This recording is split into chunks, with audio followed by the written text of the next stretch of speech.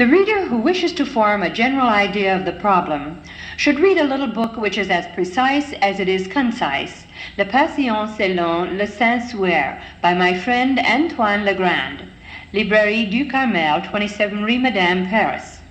Paul Villon's second book is also of value on account of its very rich iconography, Le Saint-Suaire de Turin, Masson, 1938.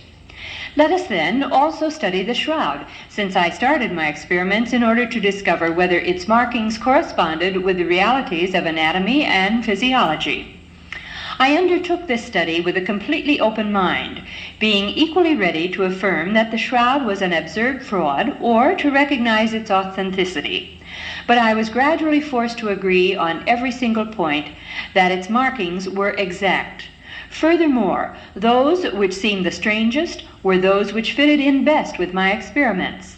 The blood-stained pictures were clearly not drawn by the hand of man. They could be nothing but the counter-drawings made by blood, which had been previously coagulated on a human body. No artist would have been able to imagine for himself the minute details of those pictures, each one of which portrayed a detail of what we now know about the coagulation of blood, but which in the 14th century was unknown. But the fact is that not one of us would be able to produce such pictures without falling into some blunder.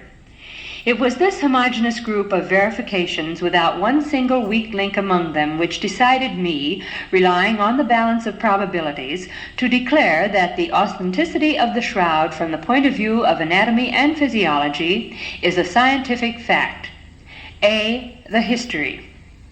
It is certain that on the day of the resurrection, Peter and John found the shroud of Jesus in the tomb. The synoptics, who in regard to the burial only speak of the shroud, on the Sunday found the athonia, the linen cloths. Gerson in 1304 translates this as the shrouds. The shroud clearly formed part of these. St. John, who on the Friday only speaks of the athonia, on the Sunday found the athonia and the sudarian.